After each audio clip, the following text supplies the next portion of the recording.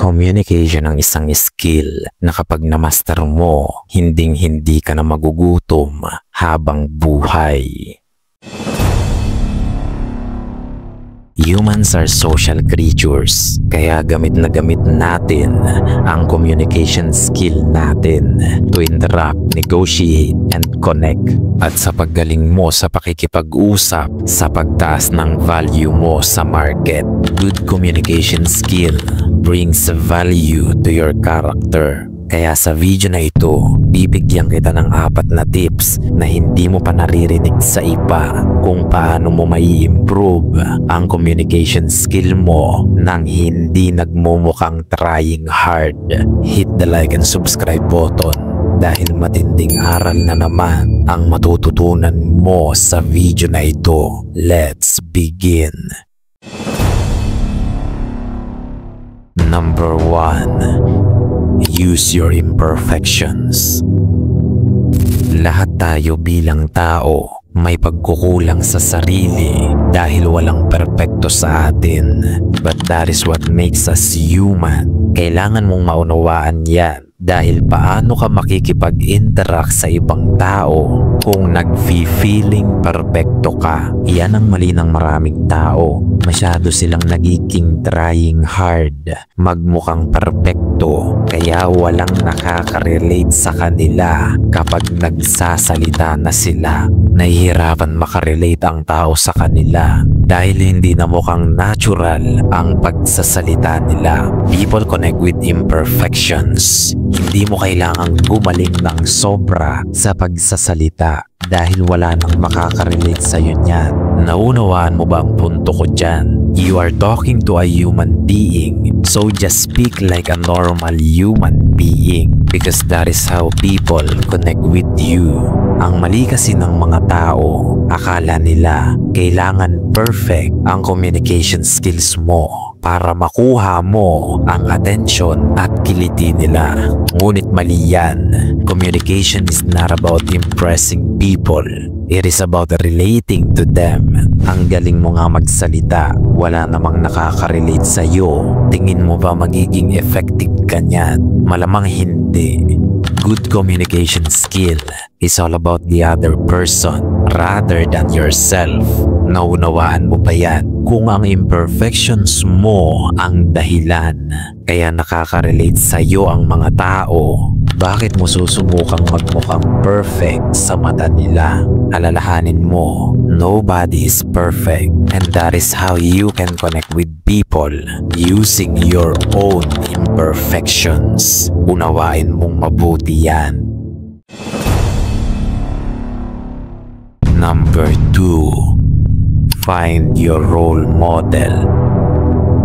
Kung nais mong mag-improve ang communication skills mo, hindi mo yan magagawa kung nag-iisa ka lang. You need to find your role model, yung klase ng tao na matatawag mong guro pagdating sa communication skills. Study him. Watch how he talks, how he stands, how he walks, and how he makes people feel heard.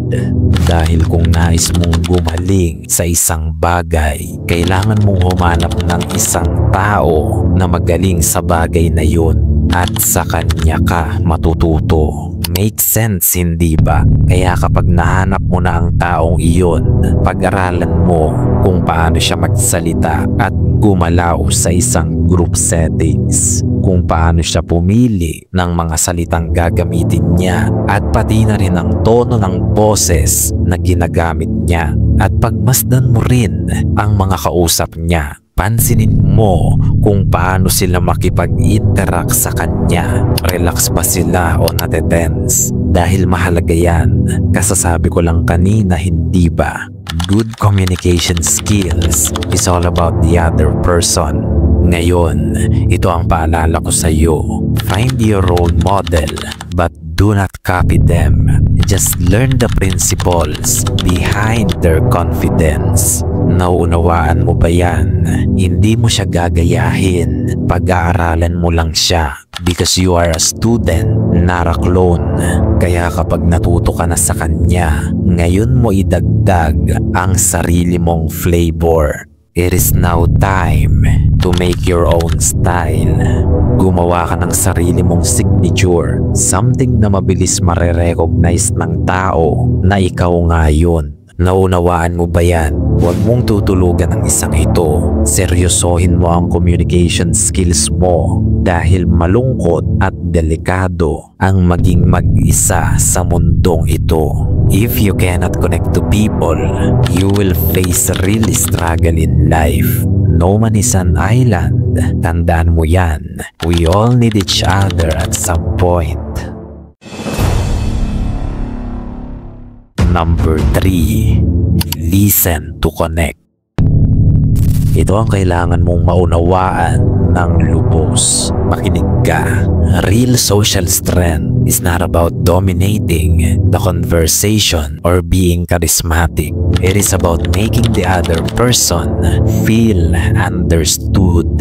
Naunawaan mo ba yan? Ang pag-aakala kasi ng maraming Pinoy kapag sinabing good communication skills, akala nila kailangan magmukha kang magaling sa mata ng mga kausap mo o nakikinig sa'yo. Ngunit maling-mali yan. Kasasabi ko lang kanina, hindi ba? Good communication skill is not about impressing people. Kung gusto mo lang magmukhang magaling sa pagsasalita, insecure kang tao.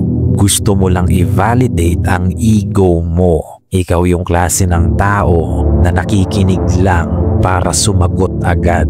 Hindi ka nakikinig para umunawa ng kausap. You are listening to respond, not to understand.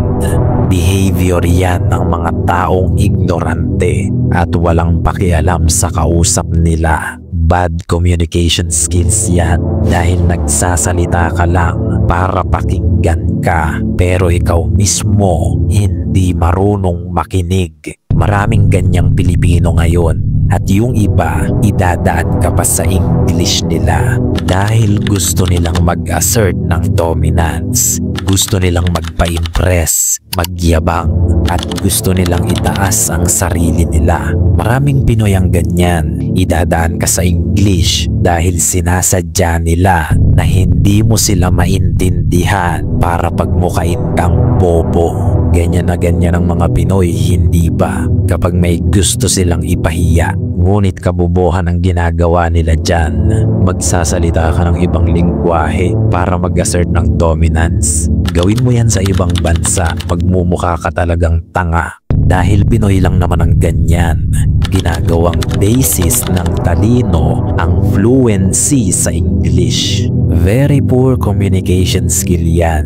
Kaya sa susunod na may gumawa sa'yo niyan, alam mo na agad na may poor communication skills ang taong yun. Dahil ang good communication skill ay dapat nagagawa mong maunawaan ka ng kausap mo. Dahil kung hindi mo magawa yan, isa ka lang tanga na may marupok na ego at nagpapanggap lang na matalino. You are just a fraud. Number 4.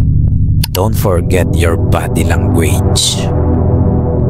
Napakahalaga ng first impressions at nakikita yan ng tao sa iyo bago ka pa man magsalita. Kaya kailangan bigyan mo rin ng pansin ang body language mo. Hindi lang basta bibig mo. Dahil sa isang group settings, presensya mo pa lang dapat malakas na ang dating because your words matter less than your presence. Alam mo na yan na ang tao hindi niyan mapipigilan ang humusga base pa lang sa kung paano mo dalhin ang sarili mo. Make sense, hindi ba? Bago ka pa magsalita, hinuhusgahan na nila ang pagkatao mo. Dahil ganyan tayong lahat. We always tend to read people based on their behaviors.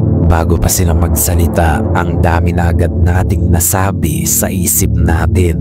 That is why, be mindful of your body language. Because your presence speaks before your mouth opens. Binabasa ng tao ang enerhiya mo bago ka pa umimik. Lalo na mga babae, napaka-mindful niyan sa kilos at galaw ng mga lalaki. Kaya wag mong tutulugan ang body language mo. Dahil kilos at galaw mo pa lang, nakikipag-communicate ka na agad dyan. Kaya maging maingat ka, baka ma-misinterpret ka ng tao. Ngayon, may natutunan ka na namang bago at alam mo na kung paano i-improve ang communication skills mo. Kaya kung nagustuhan mo ang video na ito, hit the like and subscribe button. Gayon pa man, marami nga ang makakapakinig, ngunit ilan lang ang makakaunawa. Hanggang sa muli, mga maharlika.